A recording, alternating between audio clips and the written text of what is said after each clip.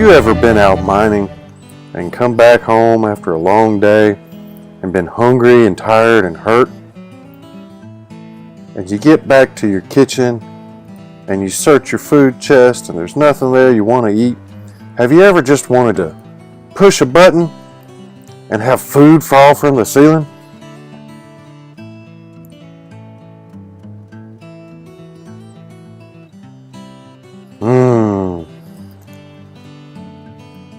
Well, now you can. For just a low price of $19.95, you can order your handy dandy button in the wall food drop from the ceiling dispenser today. To do this, all you have to do is dial 1-800-555-FOOD.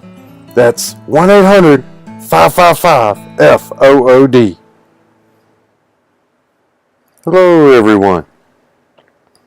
As you saw from the short clip before, I've come up with an interesting concept that we'll talk about in a minute.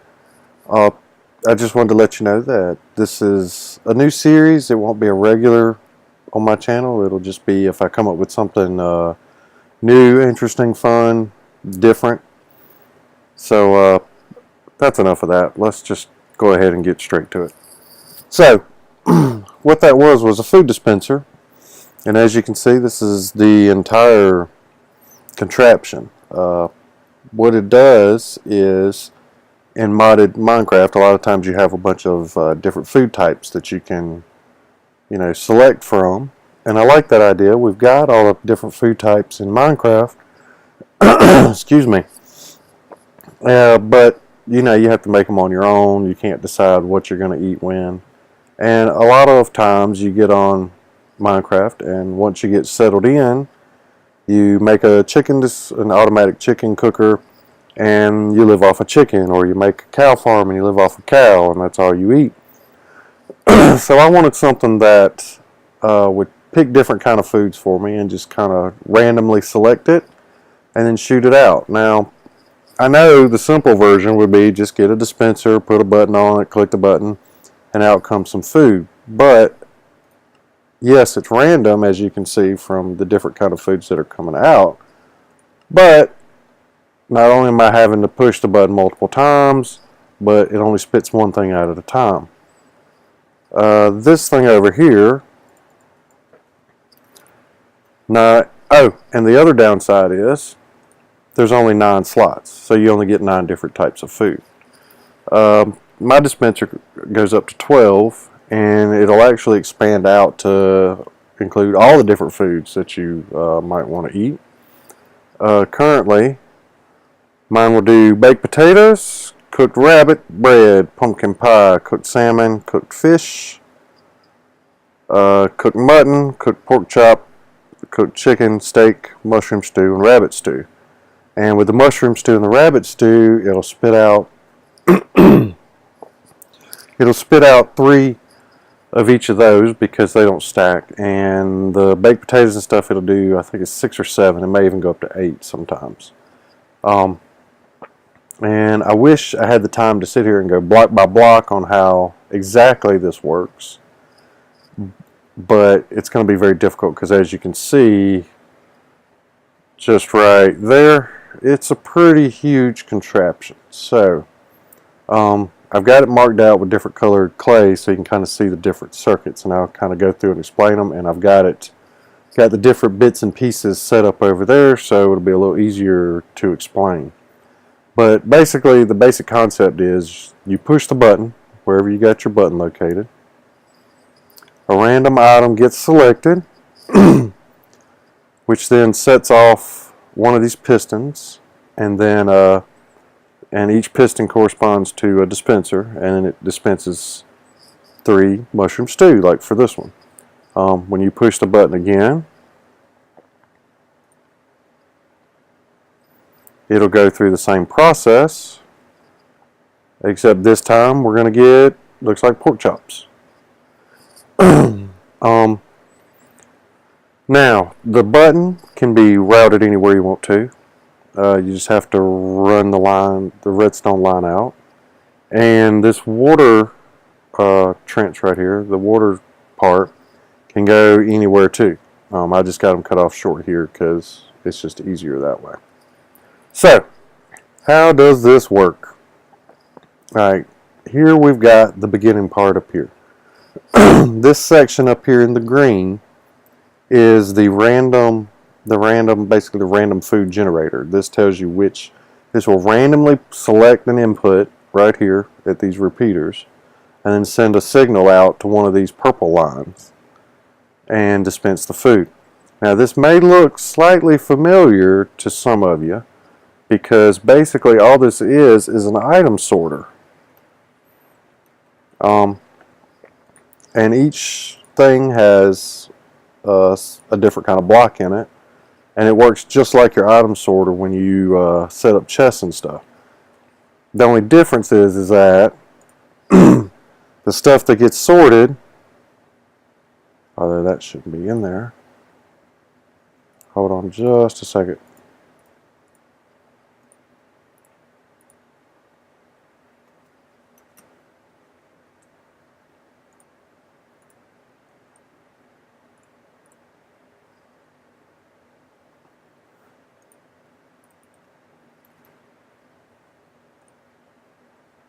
Okay. Back. The stuff that gets sorted is just one block that gets spit out through this line of hoppers, and then depending on which hopper it goes in, that's how it selects which line randomly goes out. Since the dispenser is a random dispenser, it'll randomly select one of these, spit it out, get sorted, it'll come down, go into a chest and then into another hopper line, which then sends it into this dispenser item elevator. This is interesting because there's 12 things, but the way this works is this hopper is full with these 4 items here. When you push the button, it'll spit one thing out of the dispenser. This item on the far left then gets from the hopper into the dispenser, and then once the one item that got spit out comes all the way through, it goes through the item elevator, and one of these will randomly get shot up into the hopper, and the item that just went through will take one of these slots. So that's how that works. Once it leaves there, the output signal, then let's get one over here. The output from this, like for example this one, goes 2 places. The first place that it goes is to the piston that then pushes this block up behind here so that it can get a signal to activate the dispenser. The second output over here, it then splits and sends a line over here. What this is this is a clock so that it sends pulses to the dispensers. And what it does is, since we've got the pistons, it sends a pulse to all the dispenser areas, but only the one where the selected dispenser where the piston is behind it is the one that gets activated. And I'll show you that in just a moment. And then all of the purple and the gray, the purple are just the output to the pistons. The gray blocks and the gray lines are the inputs into the clock that activates it. So what happens when the input line comes over here is it goes into this repeater and then goes into this little system of the double comparators that are facing opposite directions with this block. And what this little area here is this is a pulse extender. So it takes that quick pulse from the item sorter randomizer, makes it long enough to activate the piston and keep the piston up longer than it takes for this clock to count down. And the actual clock portion that sends the pulse to the dispenser is right here. This is your typical comparator repeater clock. And then over here we've got this hopper with 4 things that are not stackable. And what that does is that sends out a signal into this comparator, which then gets transferred into another pulse extender.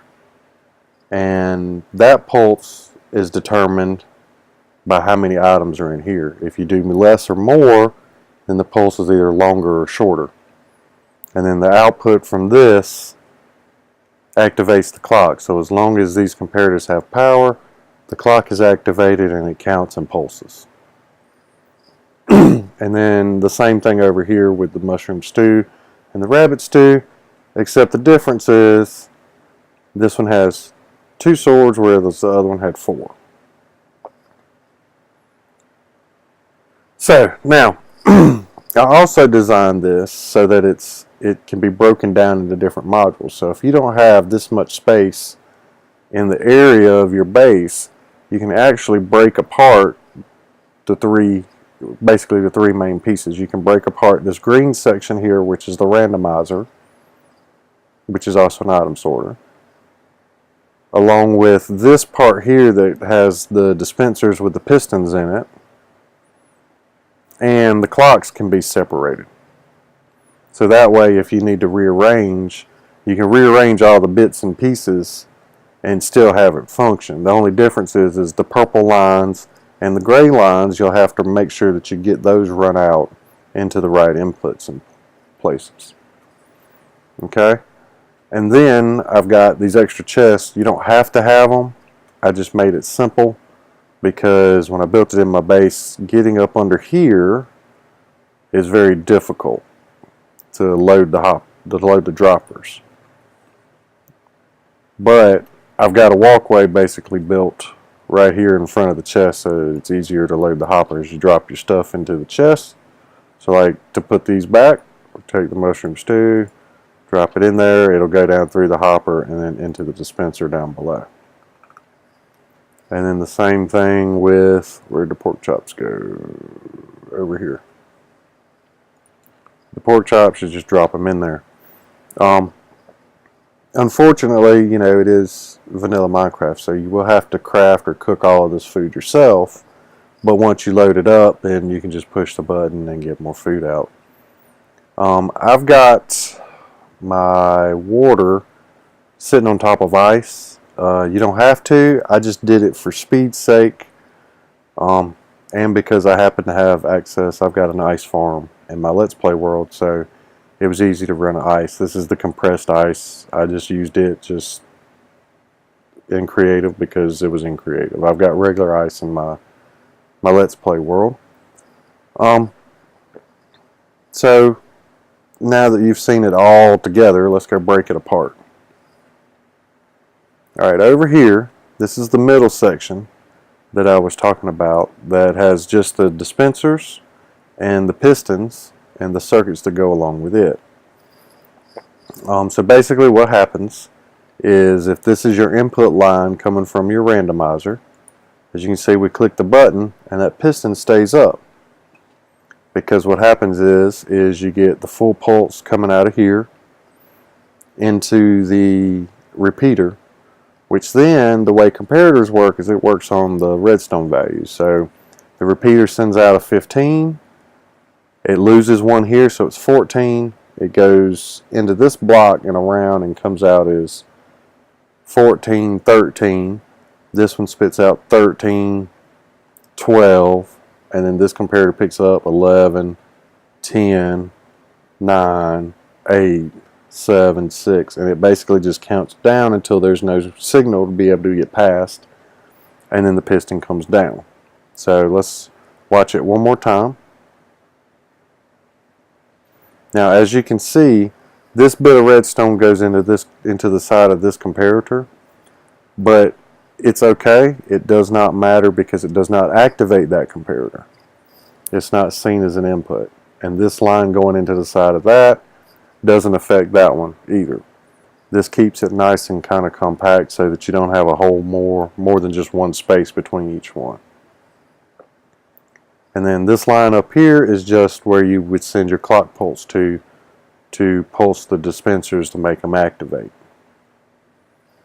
So that's that part. Each one of these is is done the same way. The only difference between each line is that, as you can see, this piston only has one block coming back after the repeater. This one has two. So they have to be offset, just like this, for them to work properly. Although I did not try putting them side by side, but I think that ends up interfering with some of the signals, and you'll get more than one piston coming up. Matter of fact, I know that's what happens because I think I had that happen. Okay, so that's the dispensing part of the system, this middle piece right in here. Okay. Now, coming off the randomizer, remember we had one part of the signal went to this piece, the other part goes to the clock, and here's the clock setup. And this clock can be used in multiple ways. You can either have the button and use it as a pulse extender like this, or what I've done is I use it to run a clock. So as you can see, as long as this is lit up, that clock over there is pulsing. Okay, because that is a basic clock, which I can show you in a minute because I'm going to break down some of these more complicated circuits. And like I said earlier, depending on how many items, I use non-stackable items because that gives bigger signals. It depends on how long this clock will stay on. Now over here, so this is the clock. This is just one, but there's two in this system. Or if you want the mushroom stew or the rabbit stew to spit out more than just three, you can run them off the same clock. It doesn't matter. I just figured with three, and since they don't stack, three would be enough to, fill up your inventory. If you could do too many more than that, you start losing a lot of inventory space. Over here is the randomizer. Now this is a shortened version, which shows you that not only can it be longer than 12, it can actually be shorter than 12, and it works the exact same way.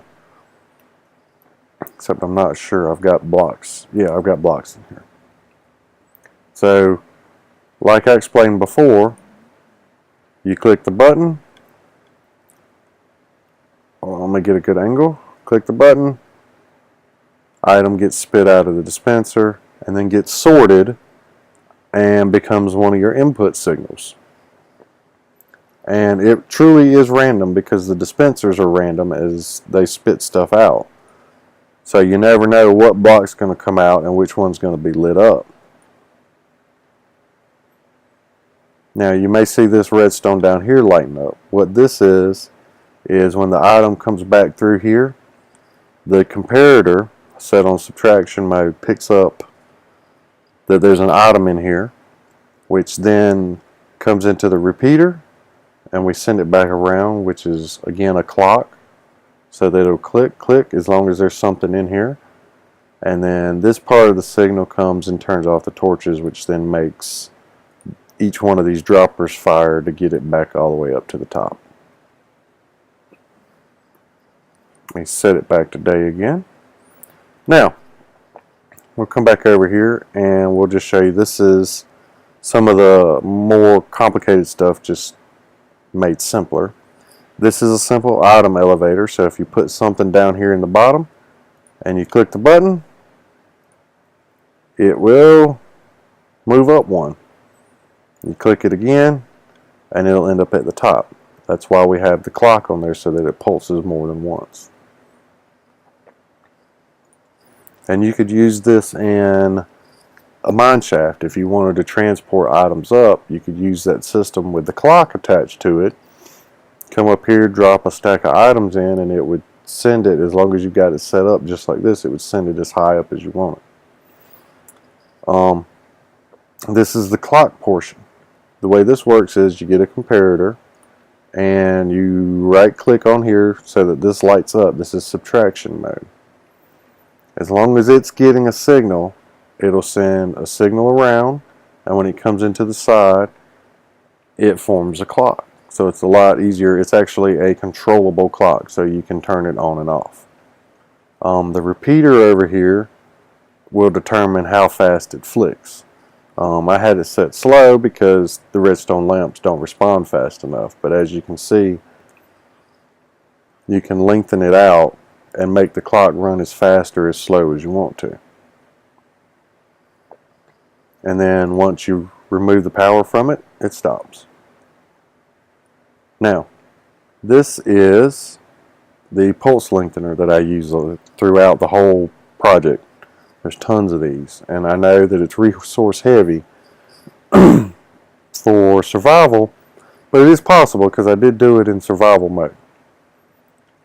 Basically all you do is when you click the button, as you can see, the pulse gets extended out here.